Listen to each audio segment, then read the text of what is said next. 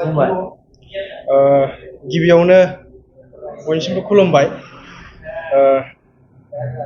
जोबोद गोजोननाय मोनदों जितु दिनैहाय चिरां जिल्लायाव निउज पर्टेल एस'सिएशन मुङै मोनसे गोदान खौरांगिरिफोरनि आफाद जोङो दाफुंना लानो हाबाय।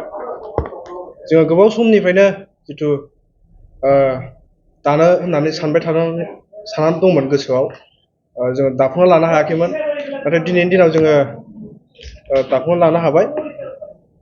जितु निउज पर्टेल एस'सिएशन बेखौ दाफुंना लानायनि उद्देश्यआनो जोंनिया जाहैबाय माखासे समाव जोङो जितु खौरां बुथुमनायाव बा निउज खालामनाय समफोराव गोबां जेंना जेंसिजों माने गोनो गोथो जानानै फैदों बा सौदाव सौसि जानानै फैदों। आरो माखासे समावहाय जोङो गोबां प्रब्लेमफ्राव गोग्लैनो गोनां जानानै फैदों। बेनिखायनो जोङो जितु जोंहा मोनसे मिरु बा जोंहा मोनसे खौरां बिजोंनि जोंहा आफाद नांगौ हिसाबै जोङो चिरां डिस्ट्रिक्ट निउज पर्टेल एस'सिएशन मुं होनानै दिनै गासिबो नैबे चिरां जिल्लानि सिङाव थानाय गासिबो हारिनि खौरांगिरिफोरखौ ज' लानानै जितु जिल्ला हिसाबै जोङो बे खौरांगिरिफोरनि मोनसे आफाद बा निउज पर्टेल एस'सिएशनखौ जोङो दाफुंना लानो हाबाय। खोब गोजोननाय मोनदों।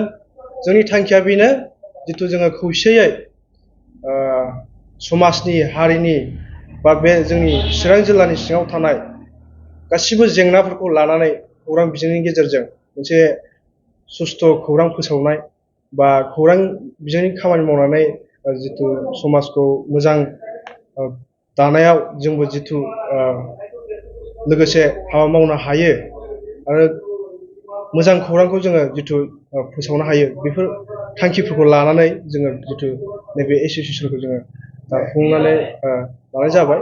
आसा खालामदों गासिबो रायजो राजाफोरनि अननायजों फैबाय थानाय समाव जोङो रायजो राजाफोरनि सेराव थानानै बा सरकारजों लोगोसे